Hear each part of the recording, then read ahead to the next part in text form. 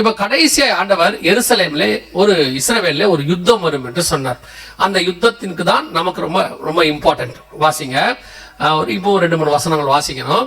எசேக்கியேல் புஸ்தகம் 38ஆம் அதிகாரம் 8வது வசனத்தை வாசிங்க. எசேக்கியேல் 38:8 வாசிங்க.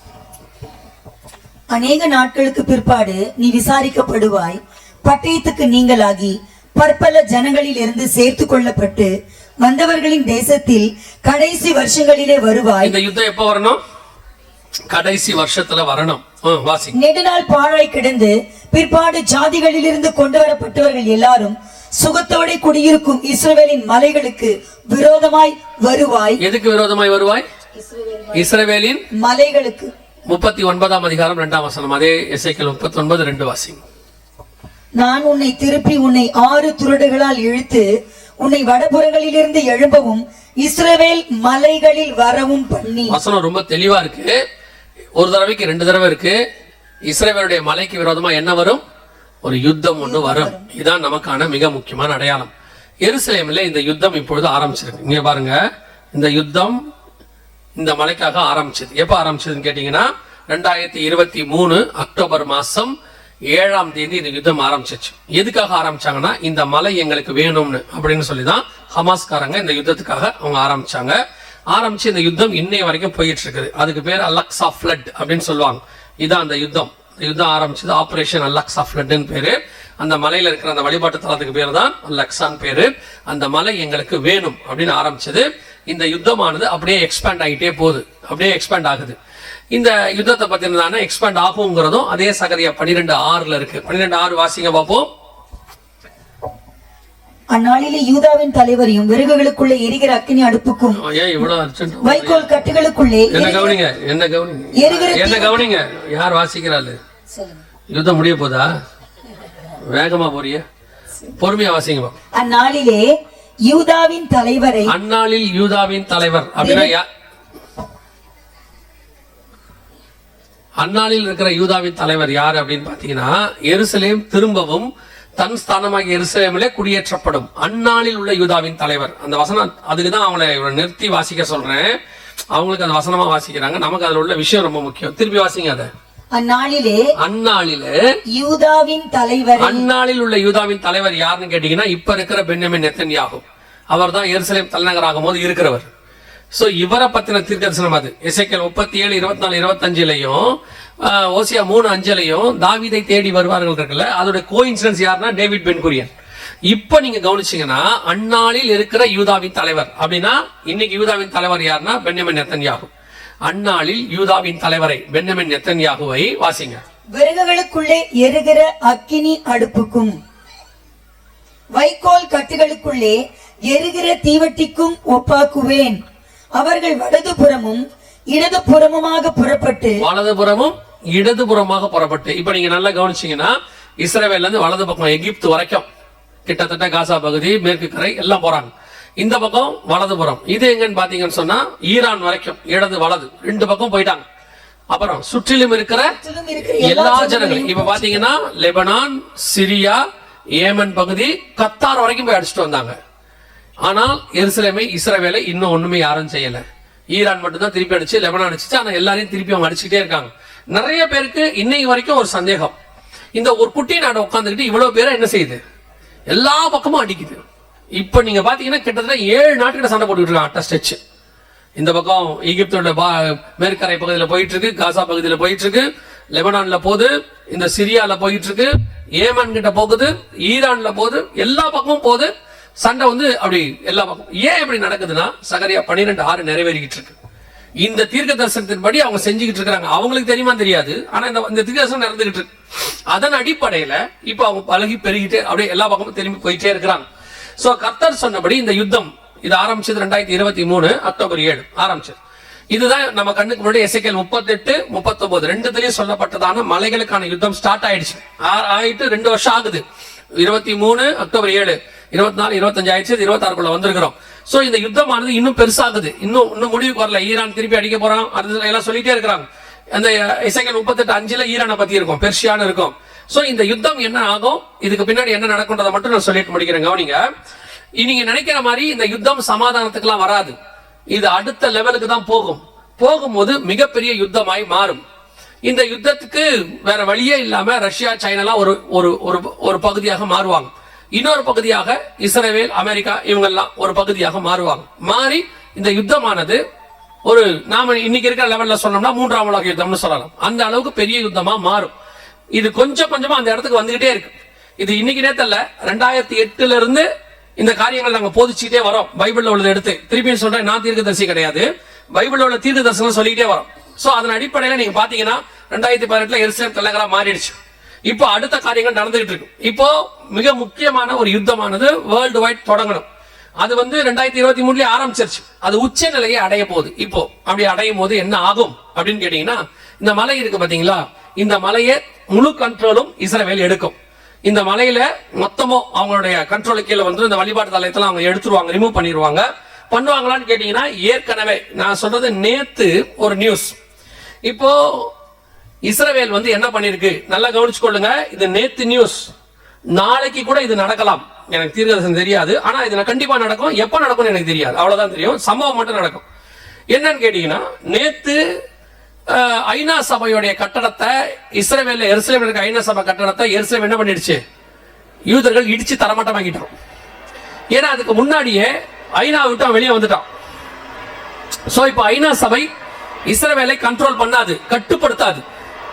அதனால இப்ப இஸ்ரவேல் என்ன பண்ணுச்சு, ஐநாவுடைய தலைமையகம் ஒண்ணு இஸ்ரவேல்ல இருக்கக்கூடியது, அதை தரமட்டமாக்கிடுச்சு, இடிச்சு. அதுக்கு அவன் என்ன சொன்னானா, அவங்க அதுக்கு கீழே நிறைய தீவிரவாதிகளுக்கு எல்லாம் ஹெல்ப் பண்றாங்க, நாங்க ஒத்துக்க மாட்டோம் அப்படின்னு சொல்லிட்டு இடிச்சுட்டான். ஐநா சபையை கை வச்சிருக்காங்க எருசலேம். இப்ப இஸ்ரவேல்காரங்க கை வச்சிருக்காங்க.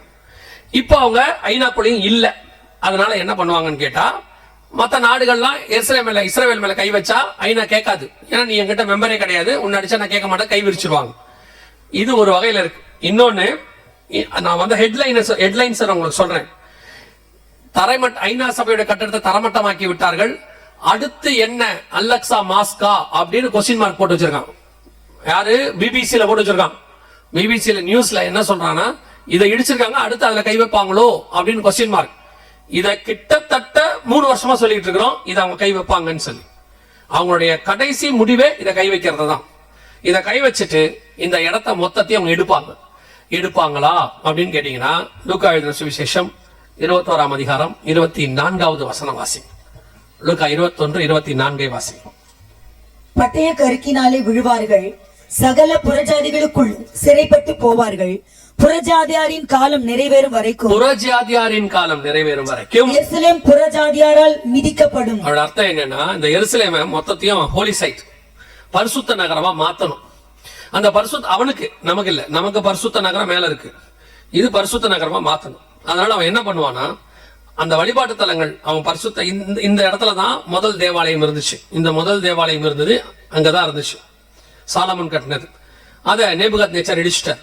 2வது செருபாபேல் கட்டினார், அதை தீத்துராயன் இடிச்சிட்டான். இப்போ இந்த வழிபாட்டு தலம் இருக்கு. சோ இதை எடுத்துட்டா 3வது தேவாலயம் கட்டணும் அப்படிங்கறது அவங்க பிளான். 3வது தேவாலயம் வருமா அப்படின்னு கேட்டீங்கன்னா, மத்திய 24:15, தானியேல் புஸ்தகம் 9:27, இது ரெண்டின் அடிப்படையில 3வது தேவாலயம் கண்டிப்பா வரும். சோ 3வது தேவாலயம் வருவதற்கு முன்னாடி இந்த இடம் அவங்களுக்கு வேணும். இந்த இடம் இருந்தாதான் 3வது தேவாலயம் கட்டுவாங்க. சோ இப்போ அவங்க ஐநா விட்டு வெளியே வந்ததுக்கு ரீசனே ஐநா கட்டடத்தை இடிக்கிறதுக்காக இல்ல, இந்த இடத்தை எடுக்கிறதுக்காக. இந்த இடத்தை கை வைக்கிறது நீங்க பாத்தீங்கன்னா, விசுவாசிகள் கவனிங்க, இந்த இடத்தை யூதன் கை வைக்கிறத நீங்க பாத்துட்டீங்கன்னா, புறஜாதியார் காலம் முடிவுக்கு வருகிறது என்று அர்த்தம். புறஜாதியார் காலம், புறஜாதியார்னா வேற யாரும் இல்ல, நம்ம தான். முடிவுக்கு வருகிறது என்று அர்த்தம். இந்த முடிவுக்கு வந்த உடனே என்ன நடக்கும்னா, அதே லூக்கா 21:28 வாசி. லூக்கா 21:28. இவைகள் சம்பவிக்க தொடங்கும் போது தொடங்கியாச்சு, உங்கள் மீட்பு சமீபமா இருப்பதால், இவைகள் சம்பவிக்க, இது தொடங்கி அக்டோபர் 7, 2023 தொடங்கியாச்சு. இவைகள் சம்பவிக்க தொடங்கும் பொழுது உங்கள் மீட்பு சமீபமா இருப்பதால், உங்கள் மீட்பு சமீபமாக இருப்பதால் நீங்கள் நிமிர்ந்து பார்த்து உங்கள் தலைகளை உயர்த்துங்கள். இதுதான் அந்த மீட்கப்படுகிற காலம் உங்களுக்கும் எனக்கும். இப்போ இயேசு சொன்ன இந்த மீட்பின் காலத்துக்கு முன்னாடி சம்பவிக்க வேண்டிய எல்லாமே சம்பவிச்சிருச்சு. ஆரம்பிக்கல, முடிய போற இடத்துல இருக்கு. இதான் லாஸ்ட் அடையாளம். இந்த இடத்தில் அவர்கள் தேவாலயம் கட்டுவதற்கு இடம் அவர்கள் கைக்கு போகுமானால், அவங்க இது வரைக்கும் 500 மாஸ்க் அடிச்சிருக்கானுங்க யூதன், சுத்தி சுத்தி எல்லா பக்கமும். இதான் லாஸ்ட் அவன் கை வைப்பான். அதை நீங்க பார்த்துட்டீங்கன்னா உலகத்துக்கே மோசமான காலம்னு அர்த்தம். அதுக்கப்புறம் யுத்தம், மிக கொடுமையான யுத்தம் எல்லாம் நடக்கும். அதுக்கு நடுவுல தான் கர்த்தருடைய வருகையும் சம்பவிக்கும். உங்களுக்கும் எனக்குமான கடைசி அடையாளம் எது? நான் எப்பவும் சொல்றேன், நீங்களும் நானும் கடைசி காலத்துக்குரிய மக்கள். நோவா பேழை கட்டும் போது பிரசங்கத்தை ஆரம்பிச்சிருப்பாரு. ஏன் நோவா இப்படி பேழை கட்ட ஆரம்பிக்கிற அப்படின்னு சொல்லும் போது ஒரு பிரசங்கத்துல அவர் சொல்லியிருப்பாரு, இயேசுக்கு ஜலப்பிரளயம் வரப்போது, உலகம் அழிய போது அப்படின்னு ஆண்டவர் சொன்னார். பைத்தியக்கார மாதிரி நினைச்சிருப்பான். 100 வருஷம் நோவா பேழை கட்டுறாரு, கட்டிக்கிட்டே இருக்கிறாரு. ஒவ்வொரு வாட்டியும் ஒவ்வொரு நாளும் 100 வருஷம் பிரசங்கம் பண்ணிருப்பாரா அப்படின்னு சொல்லி கேட்டீங்கன்னா, பேதுருவின் புஸ்தகம் சொல்லுது, 1 பேதுருவின் புஸ்தகம் 2 பேதுருவின் புஸ்தகம் 2ஆம் அதிகாரம் 5வது வசனம் சொல்லுது, பூர்வ உலகத்தையும் தப்ப விடாமல் நீதியை பிரசங்கித்தவனாகிய நோவா. பூர்வ உலகத்தையும், அப்ப அவர் பிரசங்கம் பண்ணிருக்கிறார், டெய்லி பிரசங்கம் பண்ணிருப்பார். 100 வருஷம் பிரசங்கம். 100 வருஷம் முதல்ல ஆரம்பிக்கும் போது பைத்தியக்காரன் நினைச்சிருப்பான். 100வது வருஷத்துலயும் அவரை பைத்தியக்காரன் தான் நினைப்பான். ஆனா ஒரு பக்கம் பேழை மேல வந்துகிட்டே இருக்கு, கட்டி பேழைய ரெடி பண்ணிட்டே இருக்கிறாரு, இங்க பிரசங்கம் பண்றாரு. ஆனா அவனை பொறுத்த வரைக்கும் இவர் பிரசங்கம் ஒரே பிரசங்கம் தான், பைத்தியக்கார பிரசங்கம். சும்மா அழிவு வருதுன்னு சொல்லிட்டே இருக்கிறான், பைத்தியக்காரன் அப்படின்னு சொல்லியிருப்பாங்க. 100வது வருஷம் பேழையும் கட்டி முடிச்சாச்சு. இப்பவும் சொல்லிருப்பாரு, பேழையை கட்டி முடிச்சுட்டேன் வாங்க, பைத்தியக்காரன் 100 வருஷமா வரல, இப்ப வரப்போதா. அதுக்கப்புறம் ஜோடா மிருகங்கள் உள்ளே வருது. இப்பவும் ஒரு குரூப் சொல்லுது, அவன் பைத்தியக்காரங்க, சும்மா மிருகத்தெல்லாம் உள்ள வர வச்சுக்கிட்டு இருக்கான், அதெல்லாம் ஒண்ணும் நடக்காதுங்க. உலகத்துல எவ்வளவு மிருகம் இருக்கு, ஒரு ஜோடு தான் உள்ள வந்திருக்கு, இது மட்டும்தான் காப்பாற்றப்படுமா, மத்ததெல்லாம் அழிஞ்சிடுமா? இன்னைக்கு அதான் கேட்பான், வருகை வரப்போது, கிறிஸ்தவர்கள் மட்டும்தான் போவாங்களா, மத்தவங்க எல்லாம் அழிஞ்சிருவாங்களா? கிறிஸ்தவனே கேட்பான், ஏன் இவங்க மட்டும்தான் போவாங்களா, மத்த கிறிஸ்தவங்களா போக மாட்டாங்களா? இப்படி கேள்வி கேட்டே இருப்பான். அவனுக்கு என்ன அடையாளம் வந்தாலும் புரியாது. ஏன்னா அவன் அந்த வருகைக்கு உரியவன் அல்ல. அவனுடைய இருதயம் அதற்கு திறக்கப்படுகிற இருதயம் அல்ல. கர்த்தர் எவன் இருதயத்தை திறக்கிறாரோ அவனுக்கு தான் போகும் அது. இன்னைக்கு கர்த்தர் உங்களுக்கு அந்த கடைசி எச்சரிப்பை கொடுக்கிறார். நம் கண்களுக்கு முன்பாக பேழை கட்டி முடிக்கப்பட்டு மிருகங்கள் உள்ளே வருகிறது அடையாளமானால், நோவா காலத்தில் எப்படி நடந்ததோ அப்படியே மனுஷகுமாரன் வருங்காலத்திலும் நடக்கும். நம் கண்களுக்கு முன்பாக ஒரு தேசம் உருவாயிடுச்சு, நம் கண்களுக்கு முன்பாக ஒரு தலைநகரம் வந்துடுச்சு, நம் கண்களுக்கு முன்பாக இப்ப துல்லியமாக ஆண்டவர் சொன்ன அத்தனை தீர்க்க தரிசனம் நடக்குது. ஏறக்குறைய ஆண்டவர் சொல்லி ஜெனீவா ஒப்பந்தம், மன்னிக்கணும், பால்ஃபர் டிக்ளரேஷன் போடப்பட்டு நாம 110வது வருஷத்துல இருக்கிறோம். யூதனுக்கு கணக்கின் படி வெரி லாஸ்ட். நோவா சொன்னது 100 வருஷம் தான். அவங்க ஒரு வல்லுநர்கள் சொல்றாங்க 120 வருஷம் சுவிசேஷம் சொன்னாருன்னு. ஒரு கூட்டம் கீழ்ப்படியாமல் போன கூட்டம். வேதம் சொல்லுது, தேவன் நீடிய பொறுமையோடு காத்திருந்த போது அவைகள் கீழ்ப்படியாமல் போனவைகள். ஆனால் ஒரு கூட்டம் பேழைக்குள் பிரவேசித்தது. அந்த கடைசி நிமிஷத்துக்கு தான் நீங்கள் நான் வந்திருக்கிறோம். போன வருஷத்தில் நான் வந்ததுக்கும் இந்த வருஷத்துக்குள்ளேயும் அநேக தீர்க்க தரிசனம் உலகத்தில் நிறைவேறி இருக்குது. இப்ப நம்ம கண்ணுக்கு முன்னாடி நடந்துருச்சு எல்லாம். சோ இனி அடுத்து வருகிற காலகட்டம் எல்லாம் தீர்க்க தரிசனங்கள் நிறைவேறி கர்த்தர் வந்து சபையை கூட்டிட்டு போற காலகட்டம். இவ்வளவு அடையாளங்கள் நடந்திருக்குது. இந்த மாதிரி அடையாளங்கள் வேற எங்கேயும் எதிலையுமே இருக்காது, வேற யாரும் கொடுக்கவும் முடியாது. ஆண்டவர் மட்டும் தந்திருக்கிறார் நமக்கு. அதை நிறைவேறத பார்க்கும்படி கிருபை தந்திருக்கிறார். அதை நமக்கு வெளியரங்கமா காட்டி கொடுத்திருக்கிறார். இனி நாம் என்ன செய்ய போகிறோம், அதான் வேலை. இந்த எருசலேமை திருப்பி மாத்துறதோ, இந்த சண்டையை நிறுத்துறதோ, இதுவும் நமக்கு எதுவுமே இல்லை, நடக்கவும் நடக்காது, இது வாய்ப்பும் இல்லை. அவங்க என்ன வேணா செஞ்சுக்கிட்டோம். இதெல்லாம் நமக்கான அடையாளம். உலகத்தின் முடிவுக்கும் வருகைக்கும் அடையாளம் என்ன, அது நடந்துகிட்டு. இப்ப நாம செய்ய வேண்டியது ஒன்னே ஒண்ணுதான், இந்த வருகைக்கு ஆயத்தப்பட வேண்டியது மட்டும்தான். பாக்கி வேற அடையாளம் நமக்கு இல்லை. நம்ம ஆயத்தப்படுவோமா, அதான் கேள்வி. இயேசு வருகிற காலம் சமீபம் ஆயிற்று. இன்னும் நீ பெயர் கிறிஸ்தவனாக அல்லது இயேசு கிறிஸ்துவை ஒரு ஆசீர்வாதத்துக்காக தேடுகிறவனாக, இம்மைக்காக மட்டும் அவரை தேடுகிறவனாக இருந்தால் நாம் எப்படி இருப்போம்? பரிதவிக்கப்பட்டவர்களாக இருப்போம். கடைசி காலத்தில் ஒரு கூட்டம் இயேசுவை வெறும் ஆசீர்வாதத்துக்காக தேடுது. ஒரு கூட்டம் கமர்ஷியல், வெறும் வியாபாரம், இயேசு வச்சு பணம் சம்பாதிக்கிற கூட்டம். இன்னொரு கூட்டம் இயேசுவை என்டர்டைன் பண்ற கூட்டம், ஜாலியா சினிமாக்கார மாதிரி என்டர்டைன் பண்றது. இன்னொரு கூட்டம் இயேசுவை வச்சுட்டு அரசியல் தலைவர், செக்ரட்டரி, பொருளாளர், நீ என்ன வேணாலும் பண்ணிக்கோ, தேவனுக்கு முன்பாக நிற்க முடியுமான்றதை மட்டும் பார்க்கணும். பரலோகத்துக்கு வருகையில போக முடியுமான்னு பார்க்கணும். நீ எத்தனை வருஷம் ஊழியம் பண்ணங்கிறது முக்கியமே இல்லை. இயேசு வரும்போது கர்த்தருக்கு முன்பாக எப்படி நிக்கிறோங்கிறதா முக்கியம்.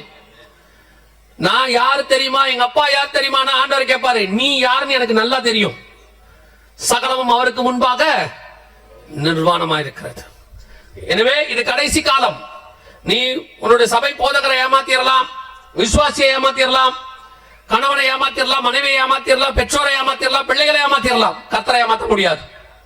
உன்னை நியாயம் தீர்க்கிற ஒருவர் இருக்கிறார். அதனாலதான் கர்த்தர் அந்த நியாயம் தீர்க்கிற அதிகாரத்தை அவர் வச்சுக்கிட்டார்.